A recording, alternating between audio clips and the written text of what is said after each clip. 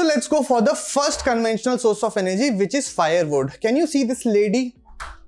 Right? Right. So she is carrying a load of firewood on her back, on her shoulder. और ऐसे ही न जाने कितनी औरतें गांव में जो हैं इसी तरीके से लकड़ी ढूंढने के लिए कोसों कोसों दूर जाती हैं। वो इसलिए इन लकड़ियों को ढूंढ के और काट के लाती हैं कि ताकि वो घर में खाना बना सकें।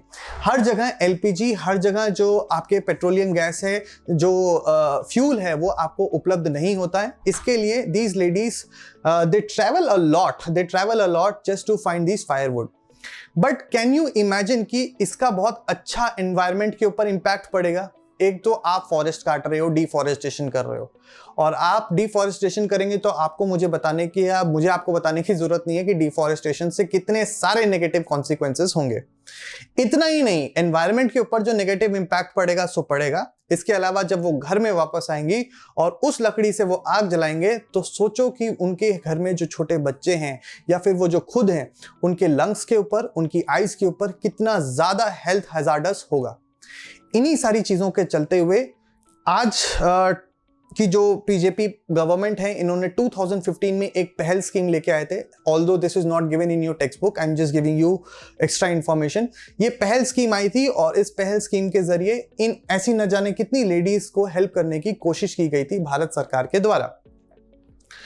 अब ये हमने कर लिया फायरवुड। हमने देख लिया कि ये फायरवुड एक कन्वेंशनल सोर्स ऑफ एनर्जी है। हमने देखा इसका एनवायरमेंटल हैजार्ड है, हमने देखा इसका हेल्थ हैजार्ड है, हमने ये भी देखा कि इसको लेने के लिए न जाने कितना दूर दूर तक लेडीज ट्रैवल करती हैं। So one thing is clear कि ये ठीक नहीं है।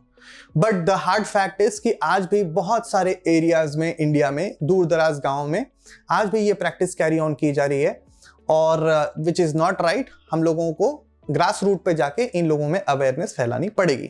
नेक्स्ट पॉइंट, अब हम बात करते हैं, हमारा पहला कन्वेंशनल सोर्स ऑफ एनर्जी हो गया जो था फायरवुड। मैंने कन्वेंशनल क्यों कहा फायरवुड को? वो इसलिए कहा कि क्योंकि ये बहुत लंबे समय से और बहुत लंबे स्तर पे इसको यूज किया जा रहा है। अब कोयले की बात करते हैं। मैंने आपको पहले बता दिया कि कोयला भी क्या है, एक कन्वेंशनल सोर्स ऑफ एनर्जी है। क्यों? क्योंकि ये बहुत लंबे और बड़े स्तर के ऊपर यूज किया जा रहा है। कोयले को हम ब्लैक सनशाइन भी कहते हैं। Although again it is not given in your book, मैं आपको बताने की कोशिश करूंगा कि ये कोयला बनता कैसे है। ये कोयला भी एक non renewable source of energy है। इसको बनने के लिए भी बहुत ज्यादा टाइम लगता है, 1000 लाख साल लगते हैं, तब जाके ये कोयला बनता है। ये कोयला कैसे बनता है? ये कोयला ऐसे बनता है कि जब कहीं पर स्वैम्स होते हैं, कहीं पर मार्शेस होते हैं, कहीं पर वेजिटेशन होती है, अचानक से वहां पर बाढ़ आती है। इससे समझेंगे तो ज्यादा अच्छा रहेगा। देखो, ऐसे मान लो यहां एक पेड़ है, ऐसे करके पूरा एक लंबा सा ग्रासलैंड है जहां बहुत सारे पेड़ है। यहां से एक नदी आती है एक दिन और खूब सारा फ्लड आ जाता है, और फ्लड ऐसा आता है कि ये सारे पेड़ पौधे टूट के हॉरिजॉन्टल हो जाते हैं। तो क्या होता है फिर, कभी ना कभी क्या होगा, ये नदी का बहाव कम हो जाएगा और यहां पर क्या होगा, एक मिट्टी बिछाई ऊपर लेयर हो जाएगी जिसके अंदर ये सारी वेजिटेशन जो है वो दब के रह जाएगी। राइट? फिर क्या होगा?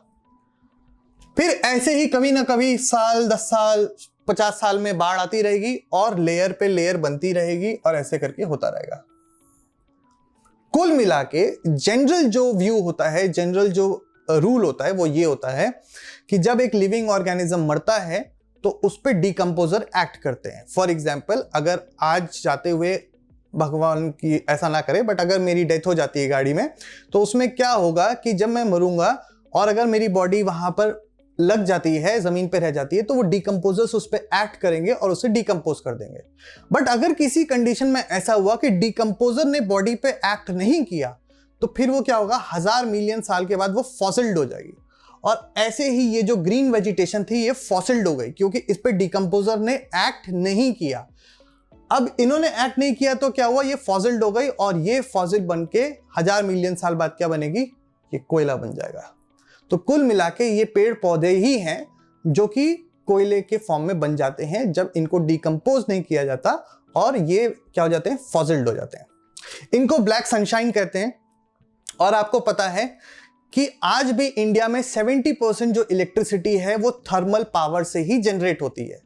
अब सवाल उठता है ये कैसे होता है। सिंपल सा लॉजिक है, कोयला होता है, कोयले को जलाते हैं, पानी को उबालते हैं, उस पानी से स्टीम निकलती है, वो स्टीम टरबाइंस को घुमाती है, और जब वो टरबाइंस को घुमाती है तो वहां से मैकेनिकल एनर्जी किस में तब्दील हो जाती है, इलेक्ट्रिकल एनर्जी में कन्वर्ट हो जाती है। As simple as that. अब सवाल उठता है कि ऐसे पूरी दुनिया में कोयले के कौन कौन से ऐसे रीजन्स हैं जिसमें कि जो कि दुनिया में अच्छे, मतलब उनके पास प्लेंटी ऑफ कोल है। तो कुल 3 देश हम इसमें याद करने की कोशिश करेंगे। एक है हमारा यूएसए, एक है हमारा चाइना, और तीसरा है जर्मनी। याद है पिछले वीडियो में हमने पढ़ा था फ्रांस और जर्मनी की कहानी। तो यूएसए, चाइना और जर्मनी, इनके पास प्लेंटी ऑफ कोयला है। आपकी इंफॉर्मेशन के लिए बता दूं कि पूरी दुनिया में सबसे बड़ा जो प्रोड्यूसर है कोल का वो है चाइना, और सेकेंड लार्जेस्ट प्रोड्यूसर है इंडिया। हाँ, ये थोड़ा सा शॉकिंग है बट ये सच है। और इसके अलावा एक और इंपॉर्टेंट चीज कि दुनिया के सबसे बड़े कंज्यूमर्स कौन है, तो फिर चाइना और इंडिया ही हैं। तो सबसे ज्यादा हम प्रोड्यूस भी करते हैं और सबसे ज्यादा हम कंज्यूम भी करते हैं। इनफैक्ट सबसे ज्यादा प्रोड्यूस होने के बावजूद हमारा कंजम्पशन हमारे प्रोडक्शन से ज्यादा, इसलिए हमें कोयले को इंपोर्ट करना पड़ता है। इतना कुछ बुक में दिया नहीं है, ये सब एक्स्ट्रा इंफॉर्मेशन है आपके लिए। अगर सुनना चाहते हो, समझना चाहते हो, तो it will be an add up point to your knowledge. अब इंपॉर्टेंट चीज आती है कि भाई ये कोयला क्या है, ये कोयला भी क्या है, मतलब ये भी एक कन्वेंशनल सोर्स ऑफ एनर्जी है। ठीक है, कन्वेंशनल सोर्स ऑफ एनर्जी मतलब लंबे स्तर पे यूज हो रहा है। अब इंडिया में भी हम लोगों को पता होना चाहिए कि ऐसे कौन कौन से रीजन्स हैं जो कि क्या हैं, जो कि कोल प्रोड्यूसिंग रीजन्स हैं। वो कौन कौन से कोल प्रोड्यूसिंग रीजन्स हैं?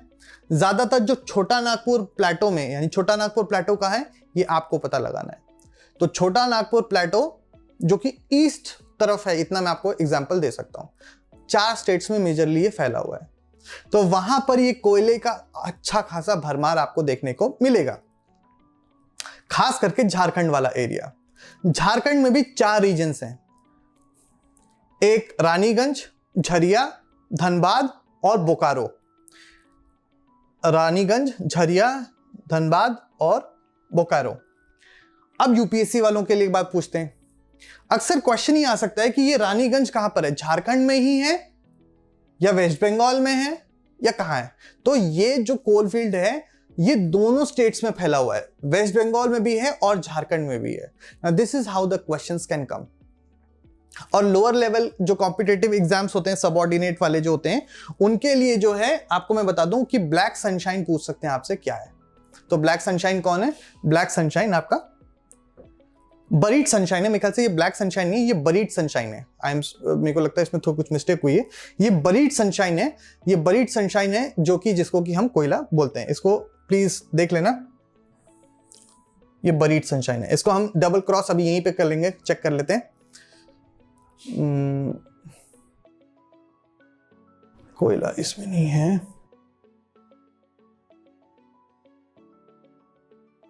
ओके, ठीक है, देखो यहां पर है, ये बरीड सनशाइन, राइट।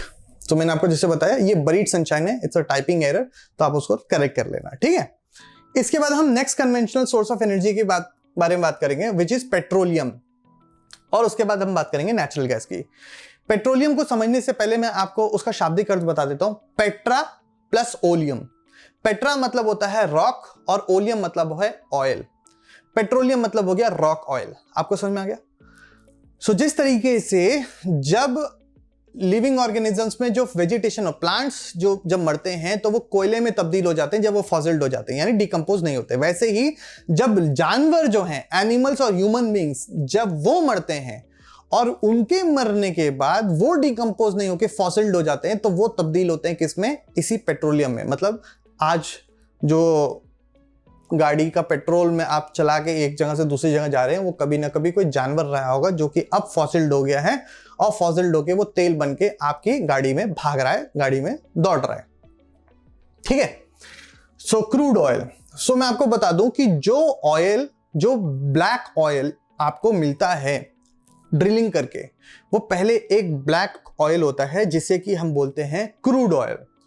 उस क्रूड ऑयल को फिर रिफाइनरीज में भेजा जाता है, और फिर वो रिफाइनरीज में जाके अलग अलग प्रोडक्ट में कन्वर्ट होता है, जैसे कि आपका पेट्रोल, जैसे डीजल, जैसे वैक्स, जैसे प्लास्टिक, केरोसिन, ये सारी चीजों में वो फिर आगे आगे उसके फिल्ट्रेशन प्रोसेस है, जो सबसे अच्छा निकलता है वो पेट्रोल, फिर उसके बाद डीजल। पेट्रोल में भी अलग अलग वैरायटी होती है, लोग पूछते हैं ना प्रीमियम देंगे कि नॉर्मल, तो वो ऐसे फिल्ट्रेशन प्रोसेस से होता है। समझ में आ गया? ओके, सो इसको हम क्या बोलते हैं, जैसे उसको बरीड सनशाइन कह रहे थे हम, इसको हम बोलते हैं ब्लैक गोल्ड। क्यों कहते हैं ब्लैक गोल्ड? क्योंकि ये काला तो है, गोल्ड की तरह सुंदर नहीं है, बट गोल्ड की तरह इसकी कीमत है। वो आप अपने पेरेंट्स से पूछो, अब पता चल जाएगा कि गोल्ड ज्यादा इनके लिए इंपॉर्टेंट है या oil. Anyways, so it is also known as black gold. पेट्रा, ये मैंने आपको बता दिया। पेट्रोलियम जो है वो कहां पर आपको मिलेगा? रॉक्स की जो लेयर्स होती हैं, खास करके कौन से रॉक्स की? Sedimentary rock. ना ये इग्नियस रॉक में मिलता है, ना ये मेटामॉर्फिक रॉक में मिलता है, ये केवल सेडिमेंट्री रॉक में मिलता है, ये जो पेट्रोलियम है। जिस तरीके से हमने कोयले को देखा था कि कौन कौन सी कंट्रीज में ये पाया जाता है, पेट्रोलियम जो है ज्यादातर मिडिल ईस्ट कंट्रीज में आपको पाया जाता है, जिसमें ईरान, इराक, कुवैत, इसके अलावा आपका सऊदी, ये सारे रीजन्स में आपको देखने को मिलेगा ये पेट्रोलियम। इसके अलावा और भी कुछ देश हैं, जैसे कि यूएसए, जैसे वेनेजुला। सो ये सारे कुछ ऐसे देश हैं जहां पर आपको पेट्रोलियम के भंडार देखने को मिलेंगे। अनफॉर्चुनेटली इंडिया के पास पेट्रोलियम का इतना बड़ा भंडार जो है आपको देखने को नहीं मिलेगा, बट इसके बावजूद कुछ रीजन्स हैं जहां पर आपको देखने को मिल सकता है, मिलता भी है। एक है बॉम्बे हाई, दूसरा है नर्मदा वाला जो बेसिन है, गोदावरी कृष्णा वाला बेसिन है, और इसके अलावा नॉर्थ ईस्ट में दिग्बोय, जो कि आसाम में यानी अपर आसाम में आपको देखने को मिलेगा। सो ये कुछ रीजन्स हैं जहां पर आपको ये पेट्रोलियम रिजर्व्स देखने को मिल सकते हैं इंडिया के अंदर। बस यही जो मैंने आपको बताया, ये सारी चीजें इन पॉइंट्स के अंदर हैं, एक बार आप देख सकते हैं, ये क्लियर है। अब हम आगे बढ़ते हैं। इसके बाद हमारे को बात करनी है नेचुरल गैस के बारे में। सॉरी, इसमें नहीं था, ये क्रूड ऑयल यहां था। अब नेचुरल गैस की बात करते हैं। देखिए नेचुरल गैस क्या है? नेचुरल गैस भी एक कन्वेंशनल सोर्स ऑफ एनर्जी ही है। जब आप ऑयल को सरफेस तक लेके आते हैं रॉक्स के, तब नेचुरल गैस भी रिलीज होती है। बट ये जरूरी नहीं कि जहां पेट्रोल मिलेगा वहां नेचुरल गैस होगी नेचुरल गैस रहती है, और अबंडेंस में ये है, हमारे को कोई प्रॉब्लम इसमें नेचुरल गैस में नहीं है। अनफॉर्चुनेटली आज नेचुरल गैस के जो प्राइस हैं वो बढ़ रखे हैं। उसका कारण है कि जिसके पास बहुत ज्यादा भंडार है, आज वो देश जो है वॉर के अंदर इंक्लूड हो चुका है। कौन से देश की बात कर रहा हूं मैं? रशिया की बात कर रहा हूं, ठीक है। सो नेचुरल गैस जो है वो है, इनफैक्ट नेचुरल गैस की बहुत ज्यादा एडवांटेजेस हैं। आपने अभी तक जितने भी कन्वेंशनल सोर्स ऑफ एनर्जी देखे, वो आपने देखे कि पल्यूटिंग हैं, बहुत महंगे हैं, मगर इसके साथ एक अच्छी चीज ये है कि एक तो ये पल्यूटिंग बहुत ज्यादा कम है विद रिस्पेक्ट टू, अगर इसको कंपेयर किया जाए आपके बाकी कन्वेंशनल सोर्सेस ऑफ एनर्जी से, जैसे पेट्रोल, डीजल, कोल और ये सब चीजों से, फायरवुड से काफी कम पॉल्यूशन है।